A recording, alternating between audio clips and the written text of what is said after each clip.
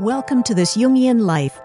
Three good friends and Jungian analysts, Lisa Marciano, Deborah Stewart, and Joseph Lee, invite you to join them for an intimate and honest conversation that brings a psychological perspective to important issues of the day. I'm Lisa Marciano, and I'm a Jungian analyst in Philadelphia. I'm Joseph Lee, and I'm a Jungian analyst in Virginia Beach, Virginia. I'm Deborah Stewart, a Jungian analyst on Cape Cod. Hi, this is Joseph from This Jungian Life podcast. Lisa, Deb, and I have been deeply moved by your responses to our work. Producing, editing, and distributing it involves substantial expenses, and now we need your help. Please stop by our website, thisjungianlife.com, and click on the heading Be Our Patron. You'll be redirected to our Patreon funding page. Patreon helps creators connect with people who believe in projects like ours. There, you can sign up with your credit card to support us with as little as $1 a month. And at higher levels of support, we'll provide special episodes, behind-the-scenes photos and stories, and a chance to join a select pool of listeners for dream interpretations. Thank you.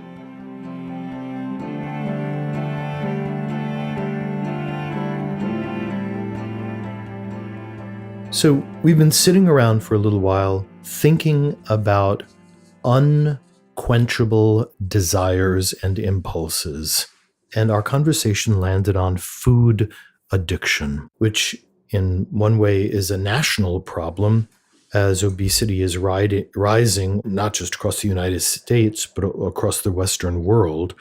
So our relationship to food and our relationship to the experience of eating and ingesting, and the struggle that many people have with extraordinary obesity, and even in the face of the dangers of that and the great suffering and social stigma that they undergo, that this demonic impulse to eat does not let them go. And so we're going to spend today's podcast seeing if we can lift up some of the mystery around food addiction.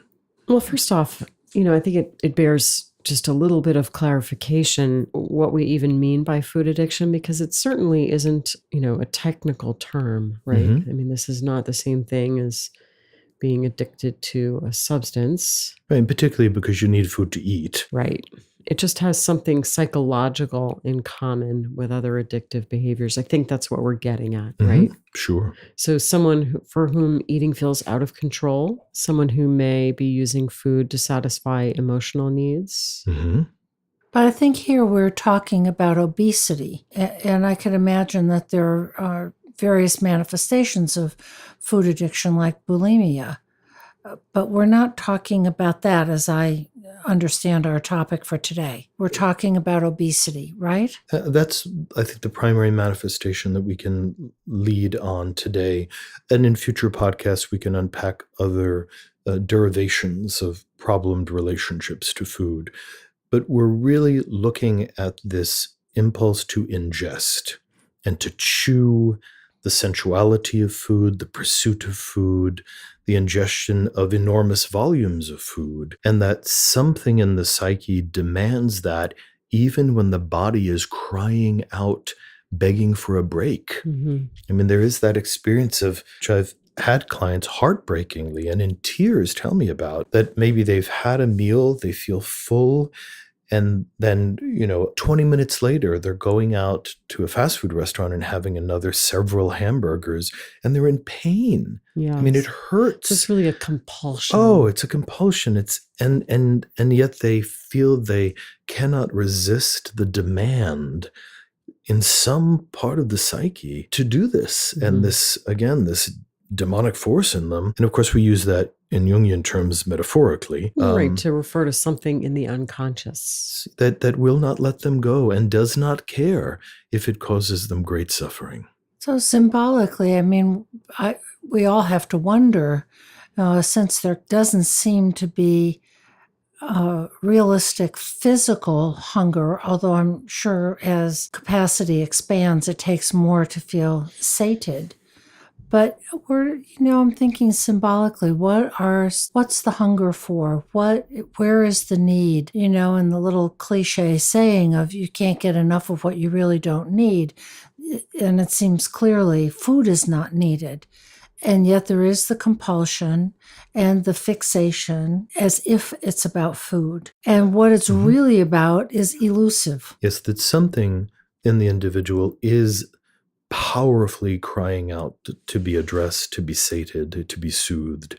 And somehow that impulse has been misinterpreted as hunger or a need for food. And so consequently, there's not enough food, for instance, to sate one's feeling of loneliness or abandonment or even of repressed anger, because the eating of the food never really sates what's at the bottom of the well. In previous podcasts, we've talked about having a kind of concrete reaction to psychological needs.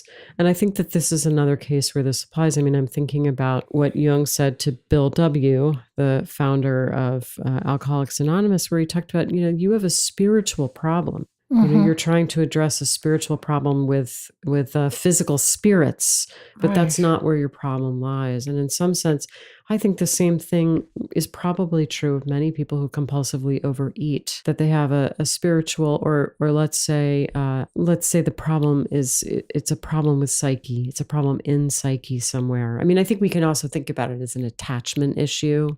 That's kind of what I'm holding. But okay, so let's say spiritual or attachment need that's trying to be filled with something that is too concrete. It's really stuck in materiality. Yeah. So we're back in the mater, the mother. It's really the realm of the mother, but in this kind of overly concretized way.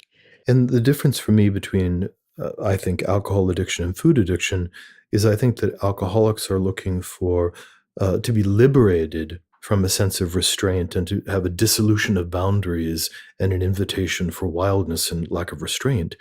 While I think that ingesting enormous amount of food is primarily sedating. It is not a wild, euphoric experience. It is leading to a kind of sleepy resting against the mother's breast after being fed. Yeah. So I think that your comment, Lisa, about it having something to do with early caregiver experience feels right on to me. Yeah. And I'm thinking about it as a way of self-soothing that has gone awry. And it can be very difficult with some babies for them to learn how to soothe themselves. Some little ones have a special toy or bear or blankie or some such thing that they can rub or stroke, and the bear or the blanket gets to be tattered, and from an adult perspective it's like, oh gosh, but it is the child's way of soothing himself. And some kids have a hard time calming themselves down, getting themselves to sleep, getting themselves to relax. So some of it may be temperament. Yeah, I think it could be temperamental, but I also think that soothing, I mean, ideally we understand that kids learn to soothe themselves because they internalize the way that their mother or their caregiver soothes them. So if you have a sort of good enough attachment with, say, a mother, you get used to her soothing you and you are able to kind of internalize that, and it becomes part of your own structure and you have access to it. But I think that if there isn't, I think that if the mother isn't able to soothe, perhaps because she can't soothe herself, so there's real kind of dysregulation, then there's, it's like things go haywire, circuits get jammed and that sort of thing. I have a little fairy tale that I feel like kind of is in this area that I want to just share a sort of clipped version of, if that's okay. So it's a tale from Czechoslovakia. I should say it's a Czech tale. I think that would be more accurate. And it's called The Wooden Baby. And it's just a really great, fantastically dark tale. And it goes like this. A poor couple lived at the edge of a forest. Even though they barely had enough to feed themselves, they longed for a baby. One day, the man was in the forest cutting wood, and he found a stump that was shaped like a baby. He roughly carved it to look more like a child. And then he took it home to his wife and presented it to her as a gift. When she wrapped the stumped child in a blanket and sang to it, he opened his mouth and cried, "Mother, I am so hungry." So far, this is a familiar tale. There are many stories of longed-for children made from inanimate objects who come to life, girls crafted from snow, and of course, a famous literary boy carved from a piece of wood. In our Czech story, however, things go a little differently. The mother rushes to feed the hungry baby, but he cannot be sated.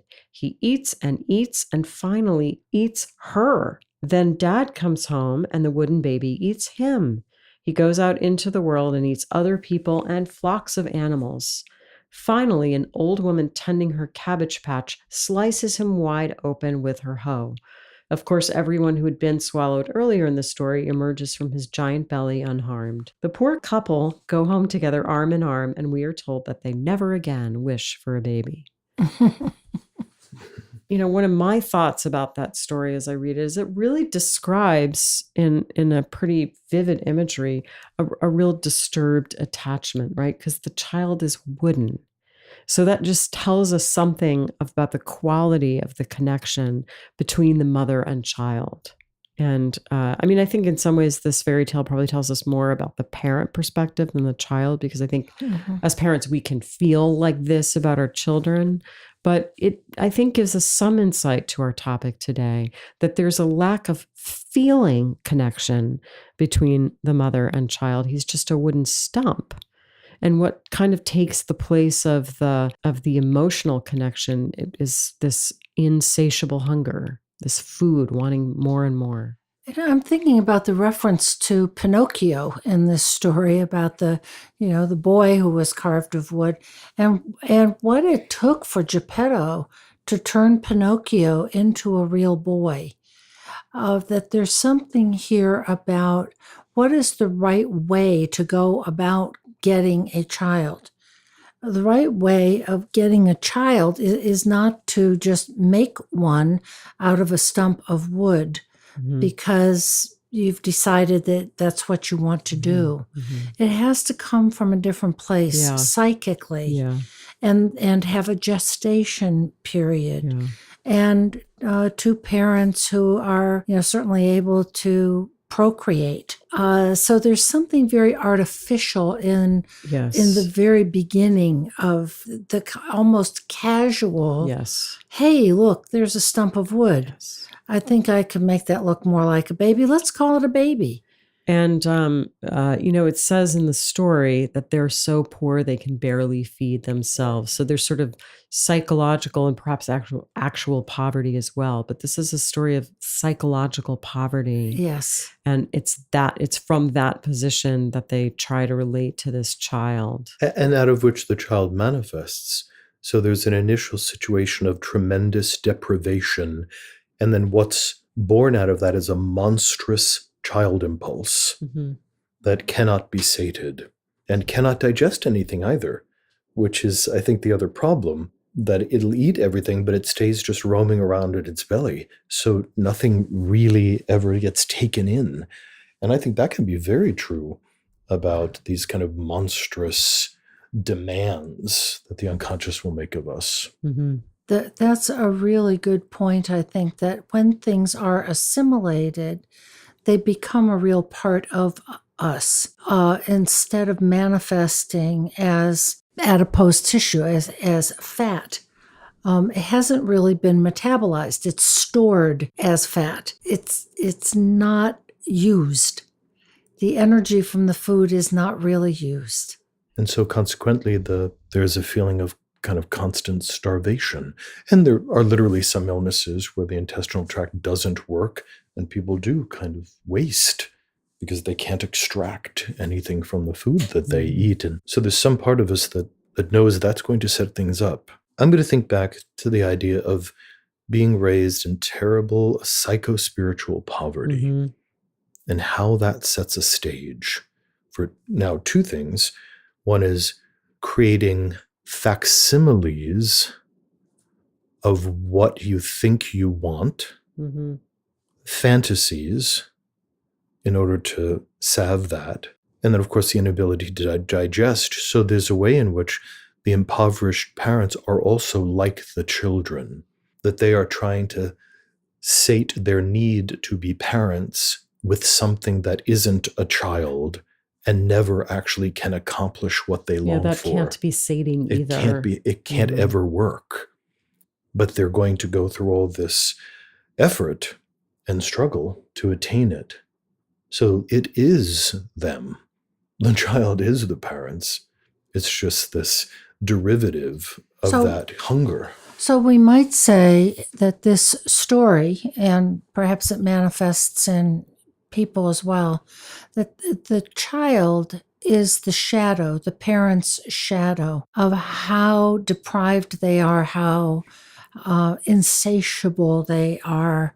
And this baby that they bring home acts out what is in the parent's shadow of their incredible devouring need that gets manifested in their baby. Yeah. And do you think that that can sometimes be at work in cases where someone has issues with compulsive eating, that maybe they're acting out some shadow stuff from parents? It's an interesting question. But we do think about this with where children really are living out their parents' unlived life. So how much unquenchable thirst or unsatiable hungers that parents feel, which is in the unconscious field, that then passes into the children's psyches and has to be accommodated, by the way. If you have a child that is evidencing compulsive eating, somebody's feeding that child. Mm-hmm. Yes. I mean, there's the other side of it, is the family that is producing this, endless supply to sate. Mm-hmm. There's a dance going on, I suppose. I have known of people where the parental injunction was, don't snack, don't eat junk food, et cetera, and there was a freezer with 5-gallon drums of ice cream in it in the basement.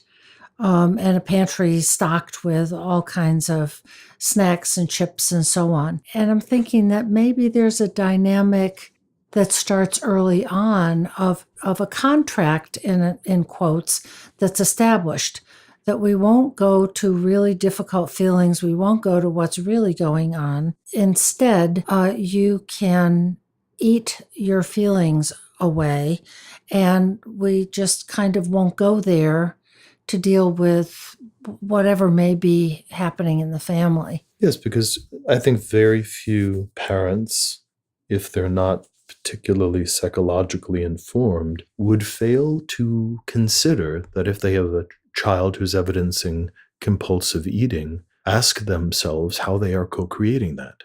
How is this child manifesting a symptom of what's happening in mom and dad?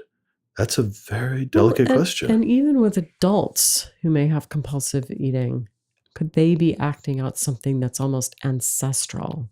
I mean, I would say absolutely.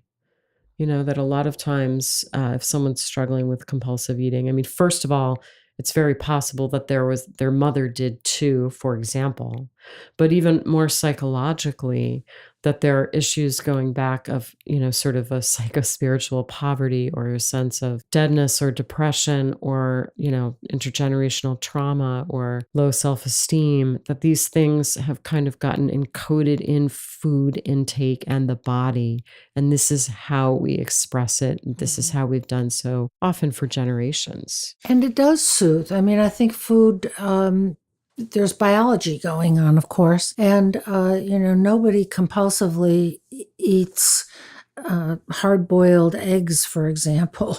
It's always processed carbohydrates. It's always sugars, cookies, chips, things of that nature that does release endorphins. Yeah.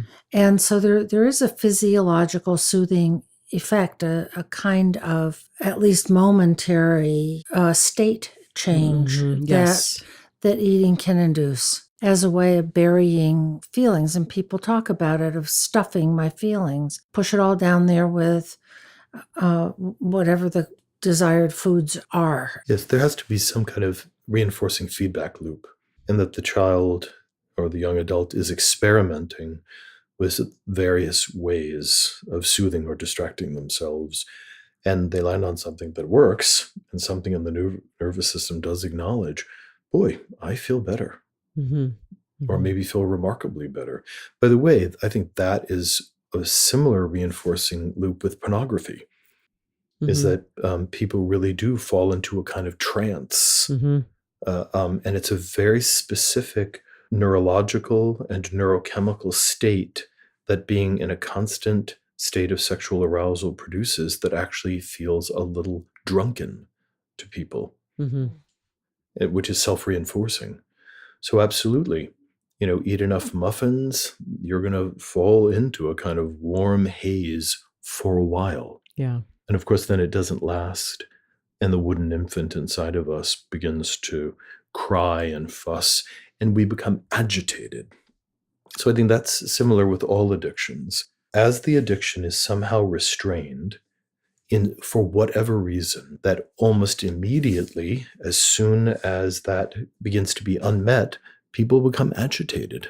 Oh, I'm taking with that, going back to the story that Lisa read of the agitation in this baby that was brought home, and its devouring aspect, and that it got killed. And I'm thinking, what needs to be killed here with this kind of compulsive or addictive eating? Does something need to be killed? We don't like to speak of things as needing to be ended in that way.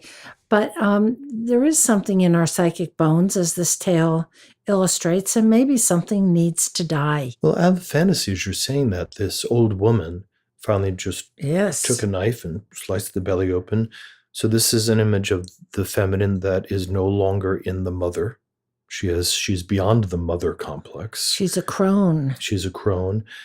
And that she has the agency to just stop this nonsense and liberate what it's ingested, suggests that all the other people that the baby's gobbled up just sat there passively. That the baby's like, I'm hungry, and mom and dad are just like standing there nodding when the baby's like coming over it. And the old lady's like, I'm not going to comply with this. I like your question, Deb, and I'm going to go to what you said before, Joseph, which I think was really smart about, the baby's not a baby. The baby's a stump that kind of just vaguely resembles a baby. So it's a kind of inflation of a fantasy. And perhaps it's that has to die. This sort of naive fantasy of something that could kind of gobble up your life. So what would that look like in a person? What do we imagine needs to go, needs to die? Is it a fantasy? Is it what? So let's go back to this idea about sort of being oriented to the facts, or sort of having a collision with reality. And, that is something that I think kind of runs through pretty much every addiction, is an ability to sort of shut out the facts. So when we're in the throes of compulsive eating, we sort of lie to ourselves. It's like, no, it's fine if I eat half a gallon of ice cream. It's you convince yourself of something.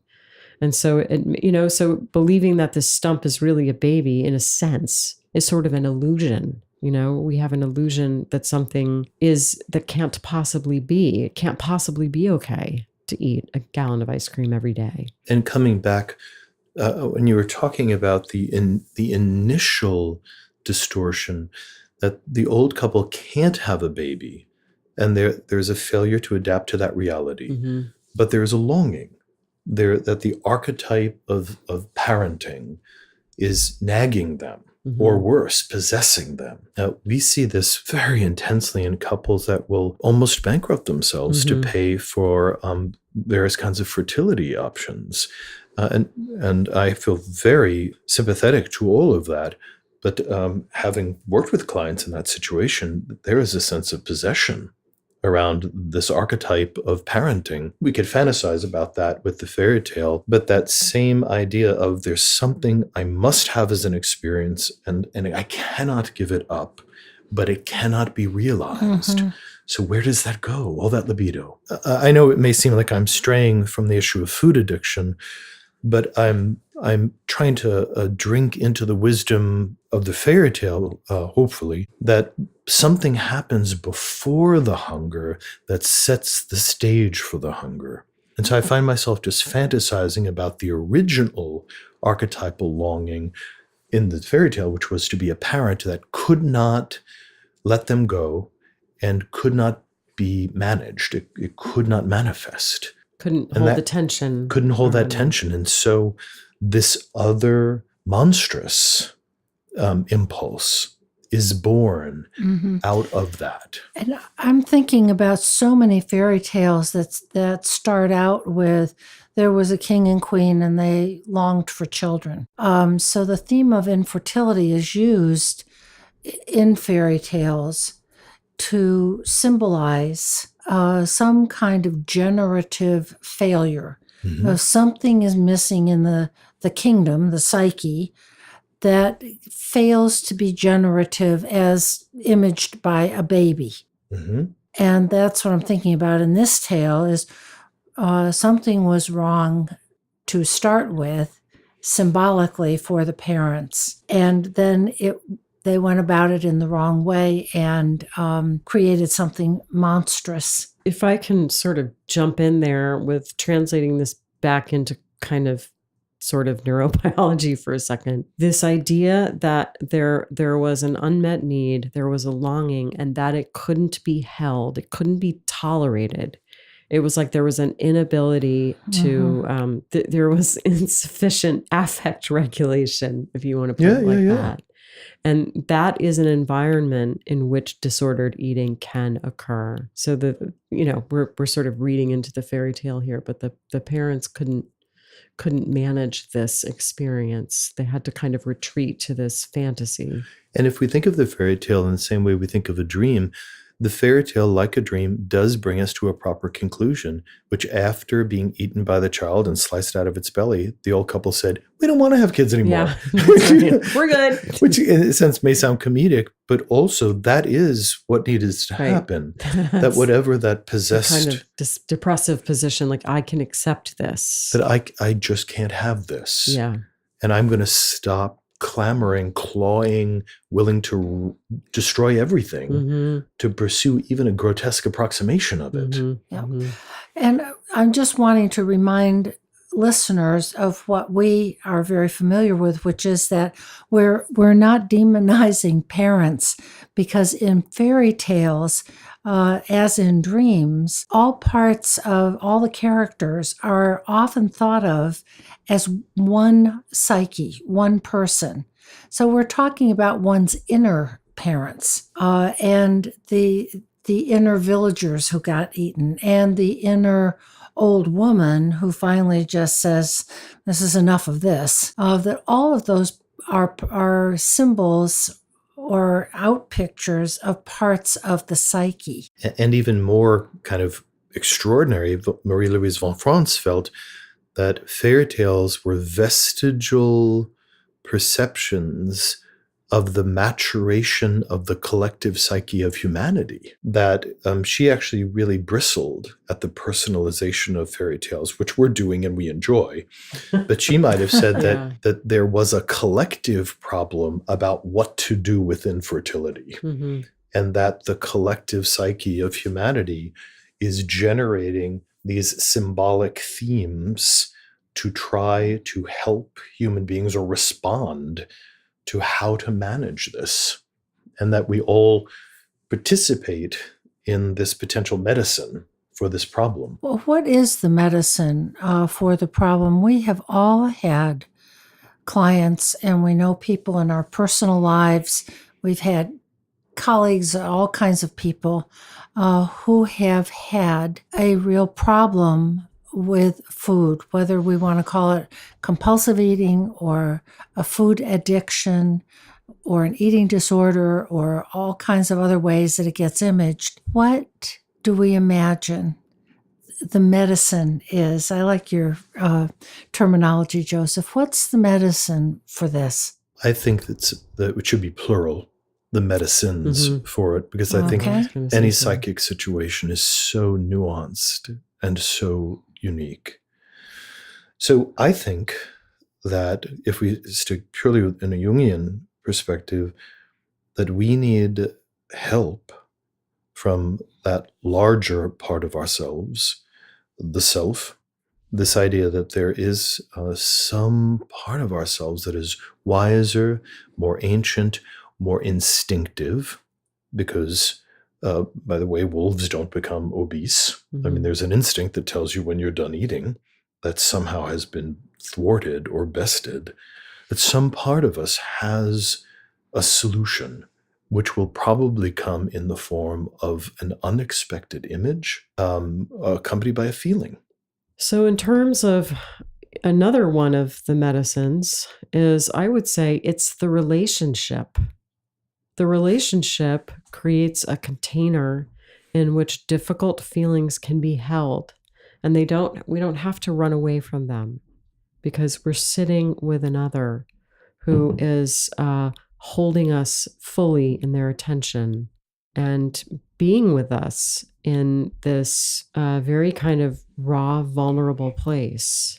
And that allows us to move beyond the need to stuff and it lets us begin to develop a different kind of relationship with ourselves, so that we can carry, hopefully internalize that feeling of sort of like a port in the storm. So the relationship, the therapeutic relationship, or a relationship, an intimate relationship, or even a friend relationship, these can all be part of the healing. I mean, I think we go to numbing out and substances when we're relationally deprived. I'm thinking about the relationship, the therapeutic relationship, as being a container that is also very firm and solid, that can help a person with the task of adaptation simply to the facts of the matter.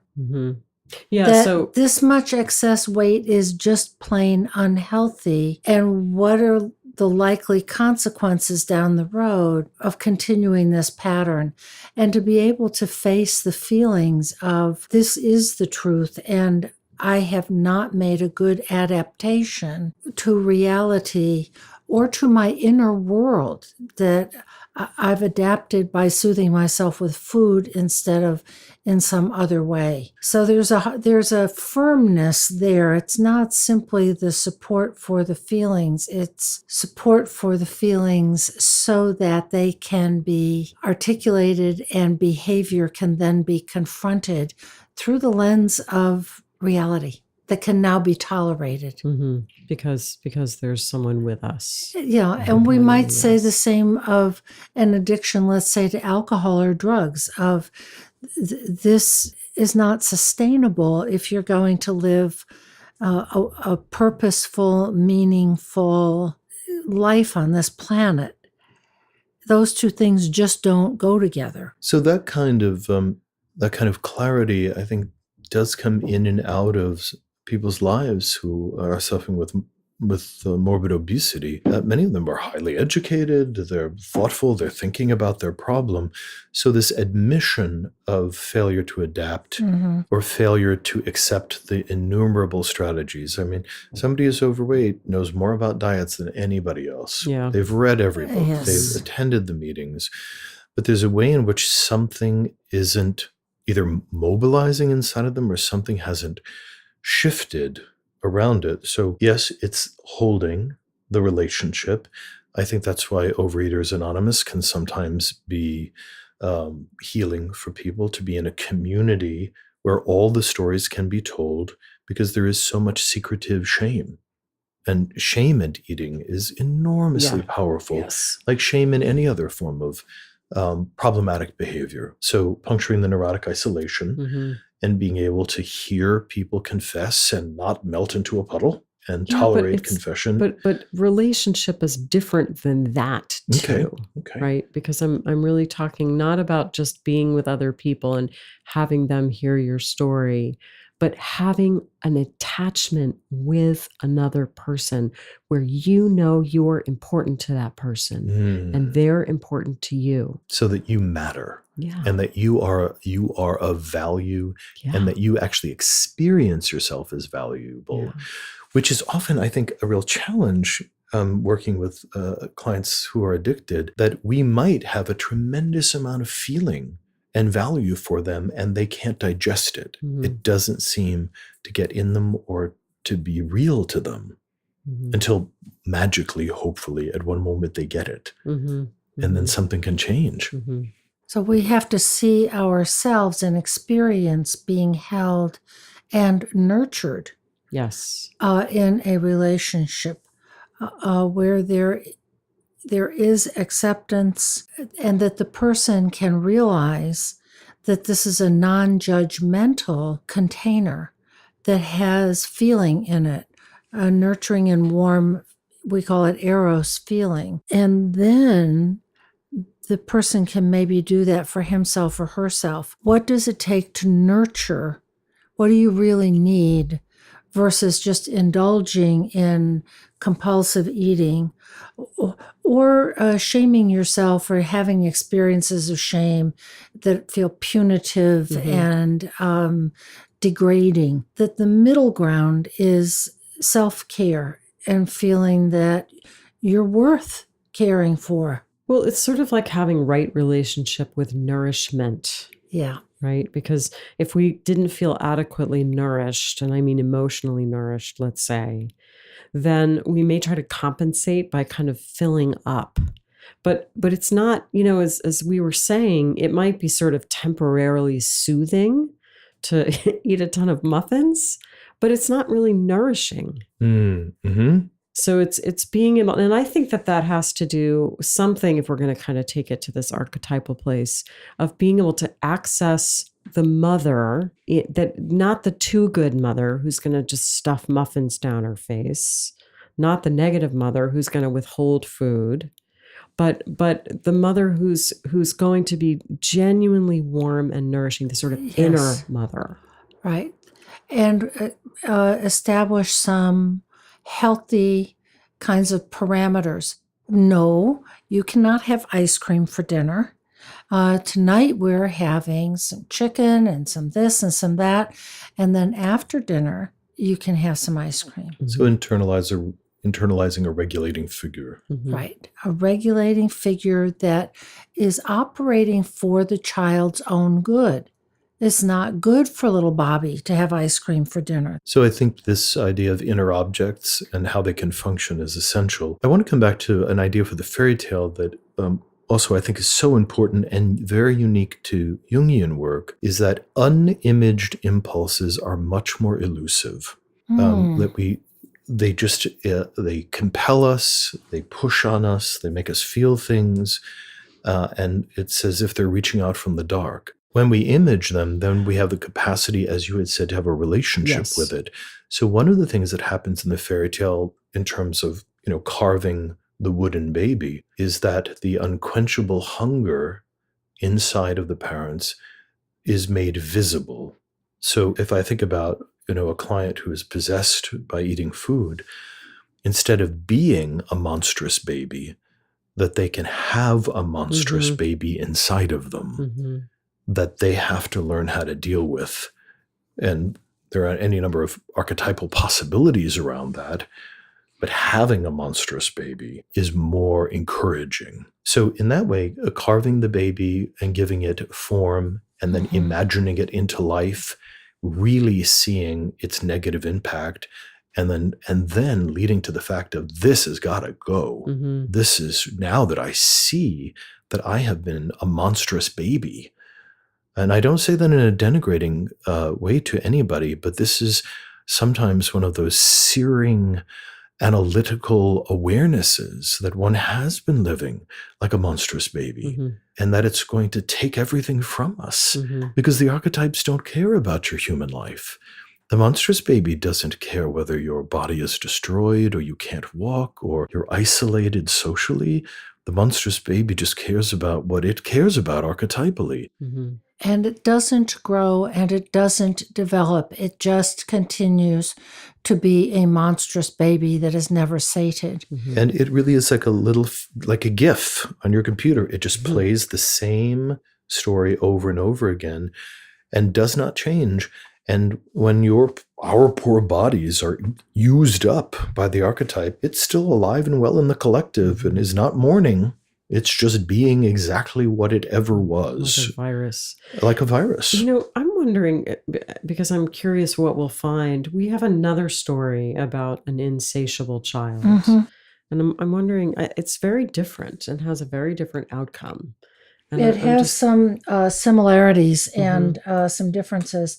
This is the story, or one of the many stories, of Sedna, who was a figure in Inuit fairy tales and folklores. A central Inuit story tells that once there were two giants. Nobody knows how they came into being or who they were. They just existed, living as the Inuit do by hunting. They had a child, a girl, who grew up rapidly and showed a terrifying inclination to seize on flesh and eat it whenever she could find it. She was abnormally hungry, even for a giant's child. One night, she started to eat the limbs of her parents as they slept. They awoke in horror, seized the frightening child, and took her in an imuak, one of the large skin-covered boats used for transport and whale hunting, far out into the deeper parts of the sea. There they started cutting off her fingers. As the fingers fell into the water, they turned into whales, seals, and shoals of fish.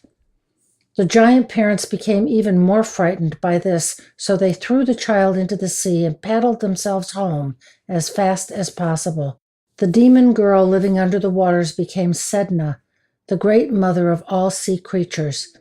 It was she who caused storms on the sea, and she who governed the migration of her myriads of children. The whales and walruses, the seals and fish of all kinds. The Inuit believed that she was always there. So here too is a monstrous and insatiable child. Who's terrifying. She was terrifying. Well, and the child in the Czech story is terrifying. She eats her parents. Mm-hmm. But this has such, whereas the stump baby just gets sliced open with a hoe and that's that. Sedna turns into, the great mother of, the Inuit eat creatures from the sea. That's all there is up there. And so if you're in their mythology, if you're the mother of the whales and the seals, man, that's where it's all at. As the great mother in the generative aspect, the mysteriously generative aspect yes. of, we don't know how fish really propagate. We do now, but we didn't way back when. It must have been quite mysterious, this generative ocean of all kinds of life forms. At the same time, she was the one that caused storms. So it's an archetypal, it seems to me Sedna as an archetypal image, or an image of archetypal energy. Yeah, that I want to sort of taking a first stab at this. It's almost like when it's up in the conscious world, it's misplaced. And so it can really wreak havoc. But when returned to its rightful realm, it, it's very generative. Right? There's still something always sad about Sedna, I think. She's down there alone. Some of the art with Sedna, there's something kind of tragic about it. And here too, the parents are giants, which are usually sort of imaged as, not well developed, pretty primitive and primal. But I agree with you. I think that's really it, that up on the land, which is often sort of the realm of consciousness, it is misplaced. Mm-hmm. And this kind of archetypal energy belongs in the sea, under the water, which is also a great famous image for the unconscious. So that it's right relationship, right? That things in the unconscious and that belong in the unconscious need to stay in the unconscious. So what might this story tell us about our topic of compulsive overeating? It seems to me, and this is maybe a little simplistic, of that something is misplaced, that some kind of primal, closer to archetypal energy is misplaced in an adult or And it's even a not child well ego. mediated. It's not well mediated. And so energy from the unconscious is bubbling up and running the ego in certain respects. So then possibly this thesis about sort of an inability to regulate big archetypal emotions. And emotions that, babies, infants, and toddlers are famous for having archetypal emotions. And so are teenagers. Teenagers, but of these unregulated affects that hopefully parents help children learn to regulate by soothing and mediating and containing in a consistent manner, as consistent as possible. And when that doesn't happen, those emotions don't get mediated by caregivers and other adults. You can get to a place where you should have, quote, outgrown that, and still something that is very young and very early has not been well contained, regulated, mediated. Hunger has its place. And food should be a pleasure. Of course it should. But this kind of compulsive eating has archetypal aspects to it. Yes. You look thoughtful, Joseph. I'm thinking about this as I just find myself drifting to a more purely archetypal relationship to the theme, which does take it out of, or perhaps it's a way of bringing it back, but takes it out of the realm of personal food addiction. So I'm thinking about generally the archetypes of the mother who are both destroyers and creators. And I think about a Kabbalistic image of Binah, which is the primal mother archetype, who bestows form upon the divine seed of the Father and successions of forms to actualize the unfolding potential of the divine idea. And as soon as a form no longer can serve the next stage of unfolding potential, it is dissolved by the mother who bestowed it. So while that level of abstraction I don't believe is present in the myth, but I think it is held in the idea of her devouring and creating back and forth. And of course, we have Kali and a number of other kind of devouring goddesses who destroy form to liberate light.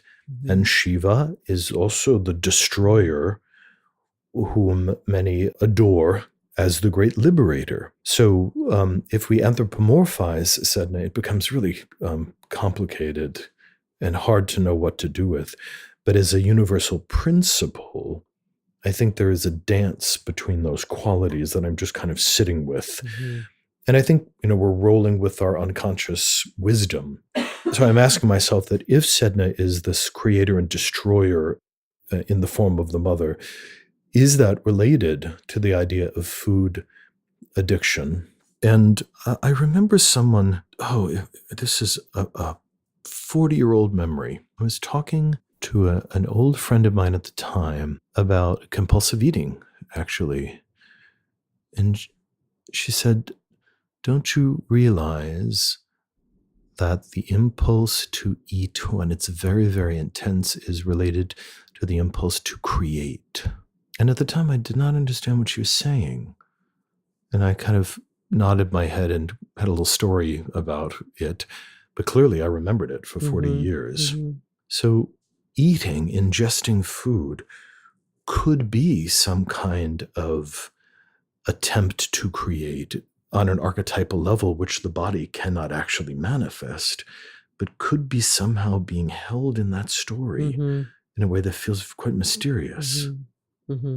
So in the most biological terms, we have a pile of food and we chew it and we tear into it and our digestive enzymes get involved, and it is returned to a primal substance, which, by the way, is called chyle.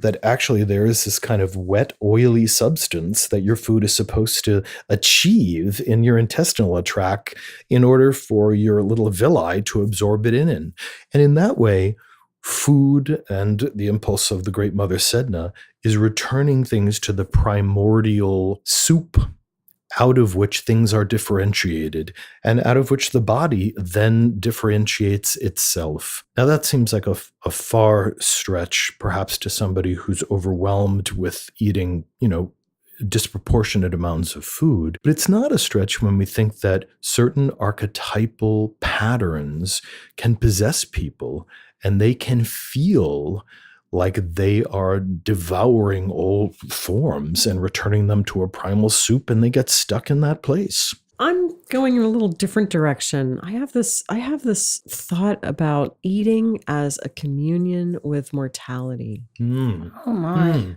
Every time we eat, it's a reminder that we're mortal and that if we don't eat, we die. So it's bringing us back down to our mortal truth. It's kind of humbling. That when we experience the true body hunger, that is an announcement that we have to eat to live. Mm-hmm. Yes, that we are in this body that we have to attend to. It is an embodied experience to be hungry. And so the levels, Yes. the level you're relating the overeating to a state of anxiety in which it might seem to the person that if he or she doesn't eat, he or she could die, that it's like closely related to warding survival. off. Yeah. Or warding off, I think it could feel life or death. So it's sort of warding off this reminder of that we're all going to die. And the feeling that some people have when they're in the grip of an addiction, that if the addiction is frustrated, they go into a panic, as if it feels life or death if they don't get whatever the substance or the object is.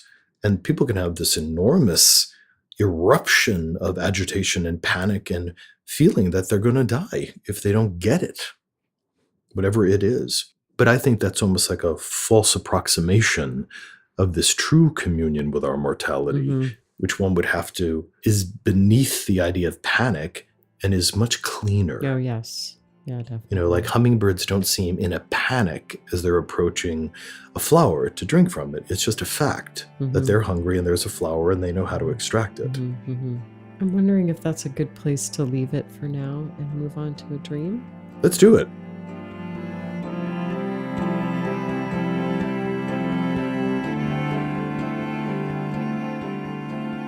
This is a dream from a woman who's in her early 30s, works in the government, is going through a life transition and wondering about a relationship with a friend, and who has had a chronic skin condition all her life. So here's the dream. My skin, not sure what body part, has green mold on it, like the intense green mold that grows on an orange. When I try to peel it off, I discover it is about a centimeter thick and that it comes away in spongy chunks, leaving a very uneven skin surface. Once again, like the contrast between peel, pith, and segments of an orange. I feel alarmed. I stop peeling, worrying that the whole structure will collapse. Oh, I know. That's my sense of it, too. She says it felt horrifying and it was difficult to know what to do. And I'm relating it, a little obviously and simplistically to the chronic skin condition that she's had all her life. And she says she tries to accept it. But I wonder if it might not be, wouldn't it be good to be able to peel it off? I think that since dreams give us information that we don't know, I'm curious to lean into the dream in a way that would be surprising in some fashion. We've all kind of had that moment where we're, going through a bowl of fruit, and all of a sudden there at the bottom is that bright green, moldy orange that it's like it had been hiding there without your knowledge. That kind of requires an intervention. And it brings up the kind of alchemical idea of the putrefactio and of the rotting process, and that the rotting and putrefying of things that have died is a natural, purely instinctive, unquestionable fact.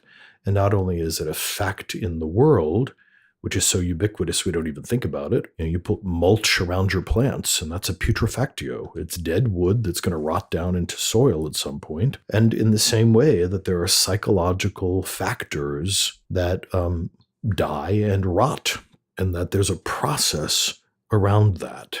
Now, she is finding this on her skin, so this is intimately related to her sense of self.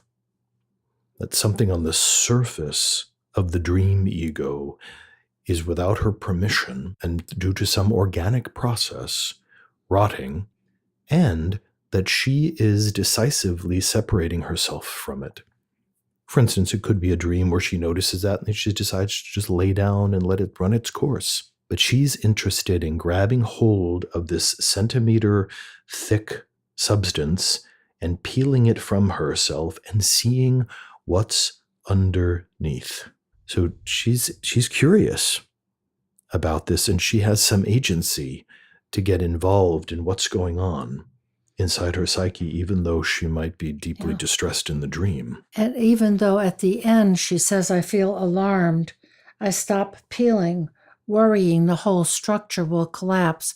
So if we take this as a metaphor for psychic exploration, and peeling away the persona, perhaps, that is starting to get moldy. Something isn't working here. Something needs to be cast off. Its life force has left, and now another process is breaking it down. Right. And that often isn't the first reaction of a new client or analysand of when we take a look at what's going on in the unconscious. It can be alarming. We can have feelings that are overwhelming, that are scary of, have I opened Pandora's box? And whoa, maybe this isn't such a good idea. And I wonder if this is a metaphor for that, because she has the skin condition that she mentions, that this would be an apt way for her especially to image her psychic situation. Well, I think that the psyche does use the library of images that we provide with it. Yes. So her concern and her nursing of her skin, makes skin a really apt metaphor that the psyche can readily grab hold of. Skin is so psychoidal too. I think skin is a place where psychic conflicts can show up easily. It expresses the psyche so easily, I think. Oh, absolutely. And don't we have language for that? Of people who are thin-skinned, or what are some of the other images? Skin. Easily bruised. And we, skin conditions are famously interpreted as images of inner disturbance, whether that's really biologically true or not. Whatever is on the inside is showing on the outside. One of the things that I'm curious about with this dream is it's green mold, like the intense green mold that grows on an orange. I'm thinking about the color of mold on an orange. It's like verdigris. It's actually like weathered copper. Yeah. So, and that's kind of like this livid green that if you think about the color symbolism of green, one of the symbolisms of it is death. It is a color of death because things that are rotting often turn that color. Yes. So there is some kind of something is dying here, I think, as you know. And if it has something to do with the visual part of the body, as you said, there can be some form of social adaptation that has the psyche is just no longer supporting. It's cut off the blood flow to that, and just like a bad sunburn, it's sloughing off, or she's facilitating, excoriating it from her body. And that can be any number of things. It could be retirement can feel like, a moldy skin falling off, in as much as your whole professional identity for perhaps 40 years has covered every part of your psyche. You've cultivated a corporate personality, you dress in a certain way that's congruent with your career, and all of a sudden you retire, and none of those things have any life in them anymore. Yeah, and how does the psyche throw them off? So she is 52, and she says, I was at a time of major transition and was worried about whether a friend had betrayed me. So one of the other things I'm thinking of, it's not quite like sloughing off a sunburn. This is like peeling an orange. So there is this idea maybe of removing defenses or feeling very vulnerable and undefended in a really uncomfortable way. But can we say that, moldy... Well, let me think about that. So why does an orange produce skin around it initially? It somehow it allows the seed inside to be nurtured. I mean, fruit exists as a way of propagating. So trees produce fruit hoping that they will produce other trees out of them. And the seeds have to be protected in order to gestate. And then when they fall from the tree, whether it's an acorn or something else, at some point the skin has to rot away so that the seed can encounter the soil and water and sun and all those things which allow it to germinate.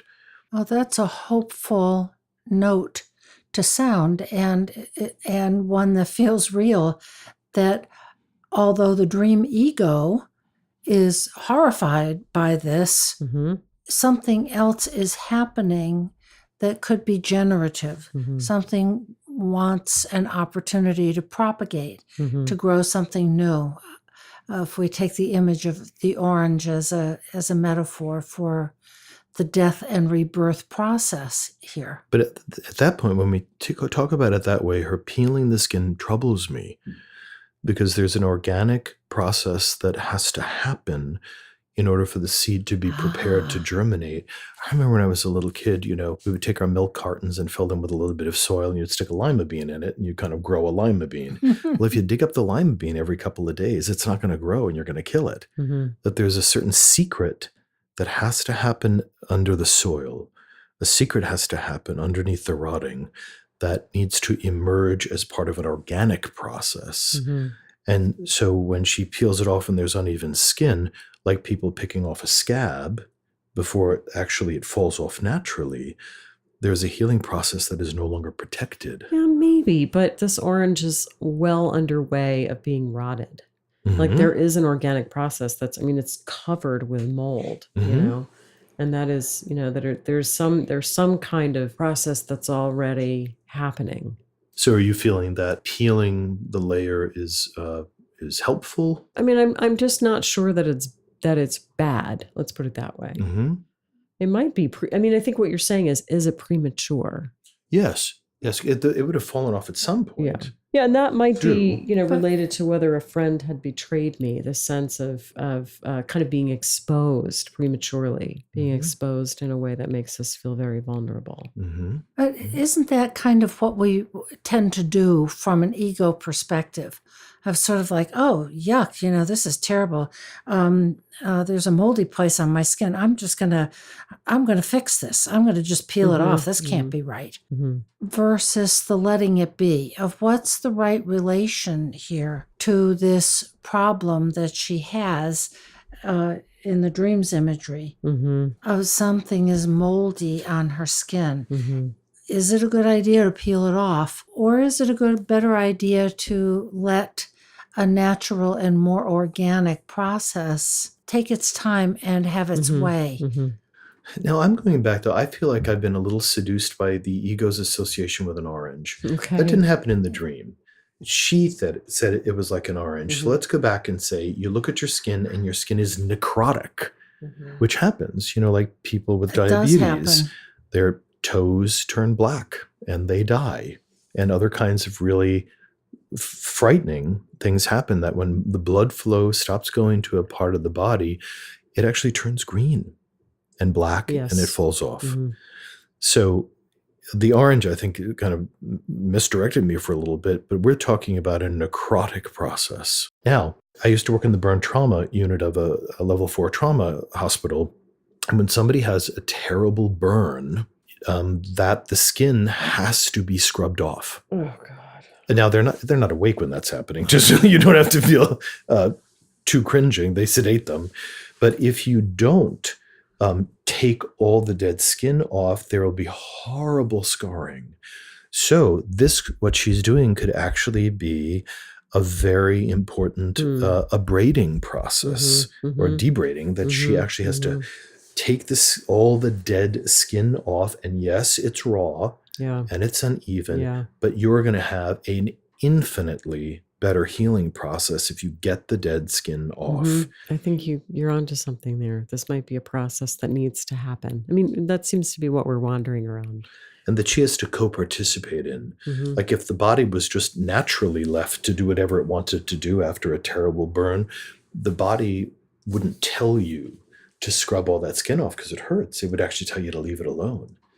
That there has to be a higher intelligence, a higher medical quote unquote intelligence has to say, you've got to do something that your instincts tell you not to do, which is to grab that stuff and peel it off your arm, or this is not going to go well. Maybe. I mean, it's not a burn. It's not clear. It's not a burn, and it's not an orange, and it's not clear. Yeah. And this is where it would be, wonderful to have this person here. And we still might not know, even if she were here. Sure. That's true. But necrotic tissue has to be removed from the body, no matter how it got there. It just does medically.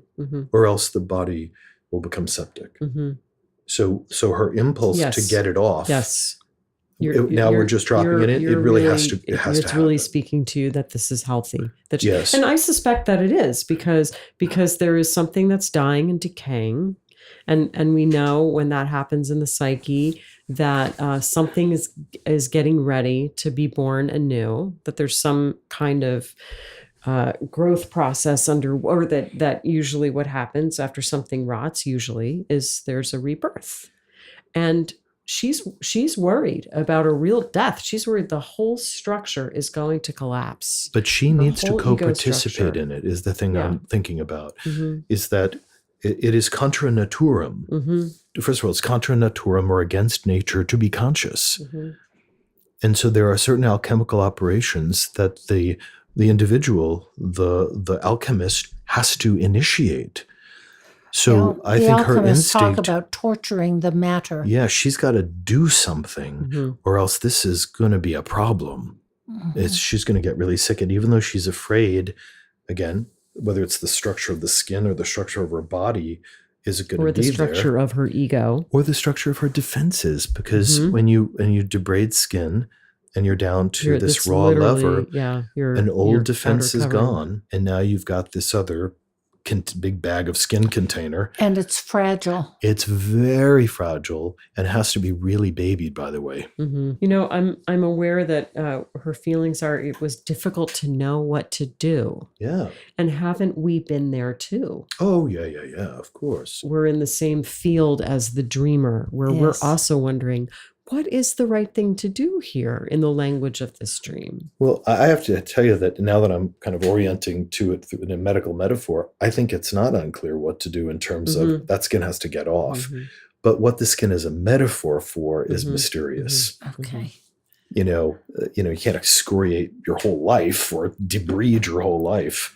So the real mystery would be, what the heck is that covering or the skin for her? And we would wish she was here to maybe unpack it. And like you said, it'd still be a mystery. And this might be a good place to leave it. For this time. Yes. You've been listening to This Jungian Life. From our website, thisjungianlife.com, you can follow us on Twitter, like us on Facebook, help us produce future episodes by funding us through Patreon, and submit your dreams for possible interpretation on another episode. We'd like to thank our listener who shared a dream for today's show and hope you'll let us know what topics you'd enjoy hearing more about. Until next time, keep living this Jungian life.